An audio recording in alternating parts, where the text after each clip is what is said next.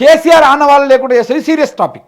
కేసీఆర్ ఆనవాళ్ళు లేకుండా చేస్తా అని చెప్పారు మీరు. అదంటే నిమజ్జనాలు పోరగాళ్ళు తెలుసో తెలియకనో లేకపోతే వాళ్ళకి ఇష్టమో ఇంకేదో డాన్సులు వేసిరు. ఇలా రేవంత్ రెడ్డి గారు కూడా కేసీఆర్ ఆనవాళ్ళ మీదనే, కేసీఆర్ వేసిన పునాదుల మీదనే, కేసీఆర్ కట్టినటువంటి ప్రాజెక్టుల మీదనే ఆధారపడి ఇంకొక ప్రాజెక్టుకు రూపకల్పన దిద్దుతూ ఉన్నారు.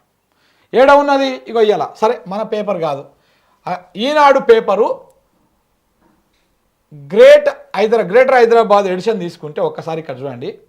ఇక్కడ ఇవాళ పేపర్లల్లో ఆంధ్ర పత్రిక ఒక సామాజిక వర్గం మీడియా పత్రిక ఛానళ్లకు యాడ్లు ఇచ్చిండు. ఏమని యాడ్లు ఇచ్చిండు? స్వాగతం సుస్వాగతం, ఫుల్ పేజ్ యాడ్. ఈ ఒక్కొక్క యాడ్కు దగ్గర 50 లక్షలు 60 లక్షల రూపాయలు ఇస్తుంది గవర్నమెంట్. ఇవి తెలంగాణ కోసం పనిచేసే పత్రికలకు, తెలంగాణ వాయిస్, తెలంగాణ ప్రజల గోసలు, వాళ్ళ కష్ట నష్టాలు చూపించేటువంటి పత్రికలకు, ఆ ఛానళ్లకు యాడ్స్ ఇవ్వరు. వీళ్ళకు భజన చేసే ఆంధ్ర ఒక సామాజిక వర్గం స్లాటర్ హౌస్లకు ఈ యాడ్లు ఇస్తారు. అయితే స్లాటర్ హౌస్లో పెద్దనైనటువంటి ఒక ఈనాడు అనేటువంటి పత్రికకి ఒక యాడ్ ఇచ్చారు, ఇంకో గ్రేటర్ హైదరాబాద్ యాడ్. ఇంకా చూడండి ఒక్కసారి ఏమని ఇచ్చారు? స్వాగతం సుస్వాగతం. ఇక్కడ రైజింగ్, తెలంగాణ రైజింగ్ 2047 అంట, 2047 రైజింగ్ అంట. గోదావరి తాగునీటి సరఫరా పథకం ఫేజ్ 2 and 3 మరియు ఉస్మాన్ సాగర్, హిమాయత్ సాగర్ జలాశయాలను నింపడం ద్వారా మూసీ నది పునర్జీవ శంకుస్థాపన కార్యక్రమానికి ఈయన ఇలా శంకుస్థాపన కార్యక్రమం చేయబోతా ఉన్నారు. సెప్టెంబర్ 8వ తారీఖు 2025 సాయంత్రం 4 గంటలకు, అంటే ఇలా సాయంత్రం 4 గంటలకు గండిపేట, రంగారెడ్డి జిల్లా గౌరవ తెలంగాణ ముఖ్యమంత్రి వర్యులు ముఖ్య అతిథిగా శ్రీ యనుమల రేవంత్ రెడ్డి గారు, అలాగే ఉప ముఖ్యమంత్రి బట్టి విక్రమార్క గారు, ఐటీ శాఖ మంత్రి దుద్దిల్ల శ్రీధర్బాబు గారు, ఆరోగ్య శాఖ మంత్రి మన దామోదర్ రాజనరసింహ గారు, అలాగే రవాణా శాఖ మంత్రి మన బీసీ మంత్రి అయినటువంటి మన పొన్నం ప్రభాకర్ గౌడ్ గారు, అలాగే కార్మిక శాఖ మంత్రి అయినటువంటి వివేక గారు. సో ఇట్లా వీళ్ళందరూ కలిసిపోయి ఈడ ఓపెనింగ్ కార్యక్రమం చేస్తున్నారు. ఏడ చేస్తున్నారు? గోదావరి తాగునీటి సరఫరా పథకం ఫేజ్ 2, ఫేజ్ 3 మూసీ నది పునర్జీవానికి మరియు ఉస్మాన్ సాగర్, హిమాయత్ సాగర్ జలాశయాలు నింపడం కోసము 7,360 కోట్లు. ఎక్కడి నుంచి ఏది తీసుకొస్తారు? ప్రాజెక్టు ముఖ్యాంశాలు ఏంటంటే, ప్రాజెక్టు ద్వారా మల్లన్న సాగర్ నుండి 20 టీఎంసీల నీళ్లు తీసుకొస్తారు. మల్లన్న సాగర్ నుంచి తీసుకొస్తారు. మల్లన్న సాగర్ ఎడ ఉంది రేవంత్ రెడ్డి గారు? మల్లన్న సాగర్ ఎడ ఉందండి? కాళేశ్వరంలో భాగం మల్లన్న సాగర్. మరి కాళేశ్వరం కూలే పాయే, కాళేశ్వరం కొట్టుకనే పాయే, కాళేశ్వరం కుంగే పాయే. మీ మంత్రులు, మీ ముఖ్యమంత్రి గారు, మీరందరూ రోజు అర్రాస్ పాట వాడినట్టు వాడుతూనే ఉంటారు. కూలిపోయింది కాళేశ్వరం, కొట్టుకపోయింది కాళేశ్వరం, తేలుతుంది కాళేశ్వరం, మేము ఊగుతున్నాం అని చెప్పేసి చెప్తారు కదా. మరి మల్లన్న సాగర్కి వెళ్ళి నీళ్ళు ఎట్లా తెస్తారండి? మల్లన్న సాగర్ కాళేశ్వరంలో భాగమే కదండి. కాళేశ్వరం మొత్తానికే కొట్టుకపోయినప్పుడు మల్లన్న సాగర్కి నీళ్ళు ఎట్లా వస్తాయి? ఆ మల్లన్న సాగర్ నుంచి 7,360 కోట్లు వెచ్చించి మీరు ఈ ఉస్మాన్ సాగర్కు, హిమాయత్ సాగర్కు నీళ్ళు ఎక్కడికెళ్ళి తీసుకొస్తారు? 20 టీఎంసీల నీళ్ళు ఎట్లా తీసుకొస్తారు? జనాలు పిచ్చోళ్ళు, చెవులలో పువ్వులు పెట్టవచ్చు, మీ భాషలో చెప్పాలంటే కాలీఫ్లవర్లు పెట్టవచ్చు, ఇష్టం వచ్చినట్టు మాట్లాడి రాజకీయం చేయాలి. వీడికి వచ్చి మళ్ళీ అదే కాళేశ్వరానికి జాయింట్ చేసుకొని ఇంకొక కొత్త ప్రాజెక్టులు కట్టుకోవాలి. ఇదేంటిది ఇది? తాగునీటి అవసరాల కోసం ఇక యూట్యూబ్ ఛానల్లో కొన్ని బ్యాచ్ ఉంటాయి, అటు ఇటు కాని బ్యాచ్లు కొన్ని, ఇవన్నీ చెప్పాలి. ఇవాళ మల్లన్న సాగర్కి వెళ్ళి హైదరాబాద్కు తీసుకొచ్చేటువంటి ప్రాజెక్టులో భాగంగా మరి కాళేశ్వరం ఉన్నట్ట కూలిపోయినట్ట? మల్లన్న సాగర్కి నీళ్ళడికెళ్ళి వస్తాయి, చెప్తా, అది కూడా చూపిస్తాను మీకు. తాగునీటి అవసరాల కోసం 17.5 టీఎంసీలు ఉస్మాన్ సాగర్, హిమాయత్ సాగర్ చెరువులను నింపి మూసీ నది పునర్జీవానికి 2.5 టీఎంసీలు. మార్గమధ్యంలో 7 చెరువులను నింపడం ద్వారా ప్రాజెక్టు అమలు కాలం 24 నెలలు అవుతుందంట. అంటే 2 సంవత్సరాల లోపల ఇది కంప్లీట్ చేసేస్తారంట. ప్రాజెక్టు భాగాలు: నీటి శుద్ధి కేంద్రాలు అంటే WTPలు, అంటే ఇవి 3 ఉంటాయంట. మొత్తం సామర్థ్యము 1360 MLDలు. Ghanpur 1 1170, Osman Sagar 120 MLD, Himayat Sagar 70 MLD. రిజర్వాయర్లు 6, మొత్తం సామర్థ్యం 196.5 మిలియన్ లీటర్లు. పైప్ లైన్లు 232 మీటర్లు, 1200 mm డయా నుంచి 3000 1200 mm నుంచి 3000 మీటర్ల పైకి ఎత్తిపోసుకుంటా ఉన్నారు. పంపులు 5 పంపులు ఉంటాయి. గ్రావిటీ ద్వారా రావా సార్? పంపులు పెడితే కరెంటు బిల్లు వస్తుంది సార్, గ్రావిటీ ద్వారా తెచ్చుకోవాలి కదా. మరి పంపులు ఎందుకు పెడుతున్నారు? కరెంటు బిల్లు వస్తుంది. 5 పంపులు పెడుతురంట, పంప్ హౌజులు 5 అంట. 5 పంప్ హౌజులు ఎందుకండి? కరెంటు బిల్లు వస్తుంది.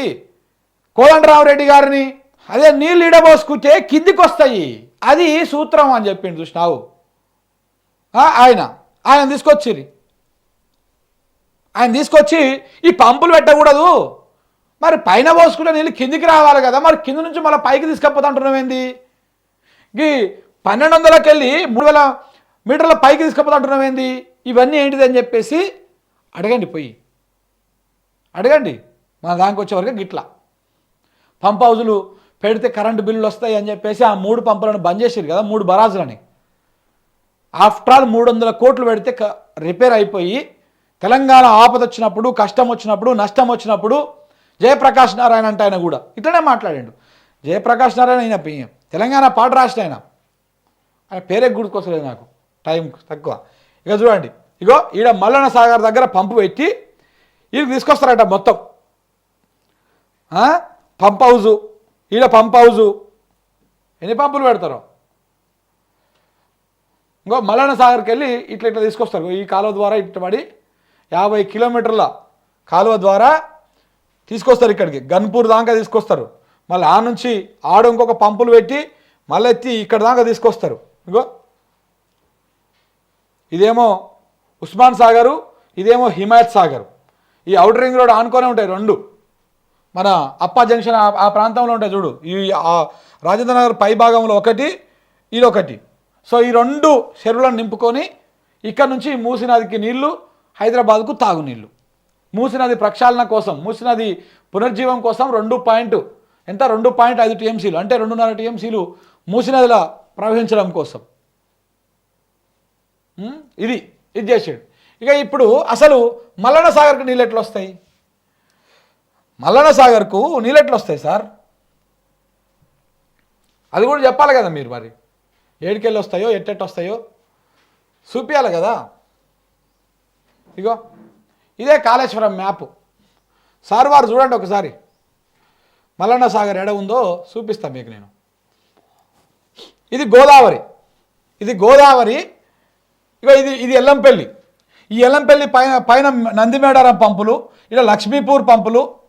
అది పోయినాక ఇగో ఈ నుంచి ఎత్తేసుకొని తీసుకొచ్చి మిడ్ మానేర్లో పోసుకొని, లోయర్ మానేర్ పోసుకొని ఈ మిడ్ మానేర్ నుంచి అనంతగిరి రిజర్వాయర్కు, ఆ తర్వాత రంగనాయక్ సాగర్ రిజర్వాయర్కి, దాని తర్వాత మల్లన్న సాగర్కి. ఈ మల్లన్న సాగర్కి వెళ్ళి ఇప్పుడు కొత్తగా ప్రారంభించేటువంటి స్కీము.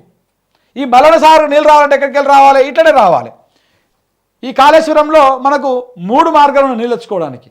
ఒకటి, బాగా వర్షాలు పడ్డాయి అనుకో, ఫుల్ వరదలు వచ్చేసినాయి అనుకో, గోదావరిలో మంచి ఫ్లడ్ వస్తుంది అనుకో, ఈ ఎల్లంపల్లి అవసరం లేకుండా ఈ ఫ్లడ్ ఫ్లో కెనాలు, కాకతీయ కెనాల్లో పెట్టుకొని ఫ్లడ్ ఫ్లో కెనాల్ ద్వారానే మిడ్ మానేర్ నింపుకొని 25 టీఎంసీల మిడ్ మానేర్ నింపుకొని ఇక్కడ నుంచి ఇక్కడ వాటర్ వస్తూ ఉంటే ఇక్కడ ఎత్తిపోసుకొని మళ్ళా కాళేశ్వరంలో భాగమైనటువంటి అనంతగిరి రిజర్వాయరు, రంగనాయక సాగర్ రిజర్వాయరు, మల్లన్న సాగర్లో పోసుకోవాలి.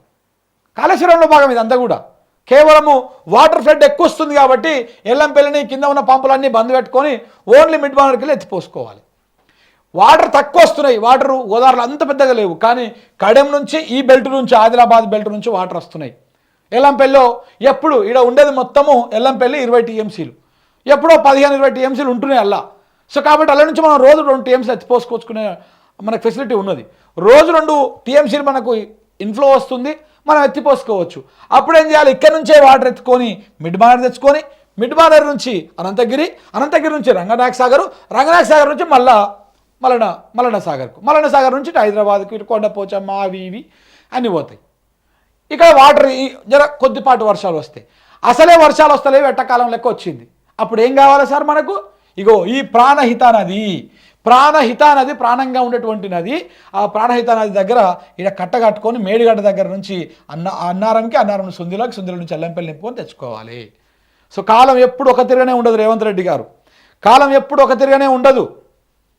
ఈసారి వర్షాలు పడ్డాయి, సంతోషం. వరుణ దేవుడు కరుణించిండు, సంతోషం.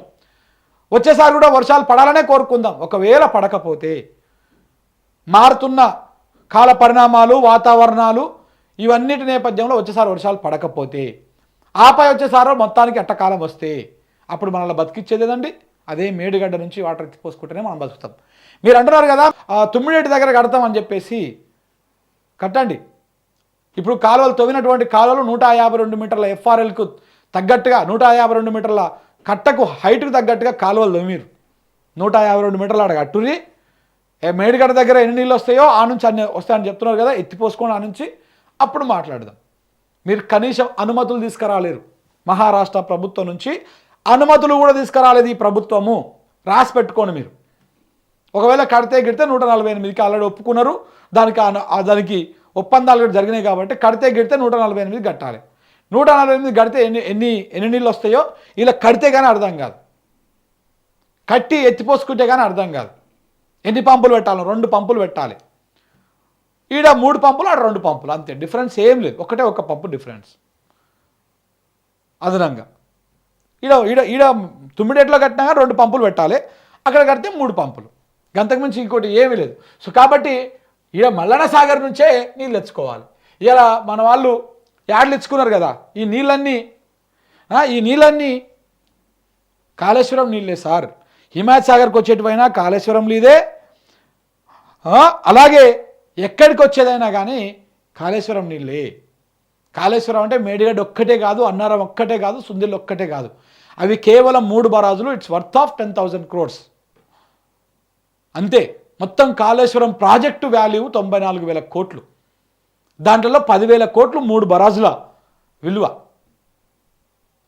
బరాజులు, పంప్ హౌజులు అన్నీ కలిపితే మిగతా అంతా కూడా చాలా టన్నెళ్ళు, కాలువలు, రిజర్వాయర్లు, పంప్ హౌజులు, సబ్స్టేషన్లు, కెనాళ్ళు రకరకాలుగా ఉన్నాయి అన్నీ.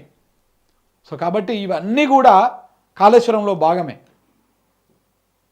ఇవన్నీ పక్కన పడేసి ఇవన్నీ పెట్టి ఆడ 3 పంపులు పెడితే కరెంటు బిల్ వస్తాను చెప్పేసి మరి ఇళ్ళ మీరు 5 పంపులు ఎట్లా పెడుతున్నారు? ఎటుకెళ్ళి పెడుతున్నారు 5 పంపులు? సో కాబట్టి 200 TMCలు దగ్గర ఇగో 20 TMCలు 20 TMCల కోసమే 3 పంపులు ఎట్లా పెడుతున్నారు? పంప్ హౌజులు 5 ఎట్లా కడుతున్నారు? ఎటుకెళ్ళి కడుతున్నారు? కరెంటు బిల్లు రాదా మరి ఇదికి ఎట్లా వస్తుంది? ఇంకో ఇట్లా కడతారంట ఇవన్నీ. సో కాబట్టి కేవలము రాజకీయాల కోసం మాత్రమే కాళేశ్వరాన్ని అది చేసి దాని మీద బదనాం చేసే కార్యక్రమాలు. ఈ తెలంగాణ ఎడిషన్లో, మెయిన్ ఎడిషన్ తెలంగాణ ఎడిషన్లో ఇవ్వకుండా హైదరాబాద్ ఎడిషన్లో యాడ్లు ఇచ్చుకున్నారు. మొత్తం హైదరాబాద్ ఎడిషన్లో యాడ్లు ఇచ్చుకున్నారు.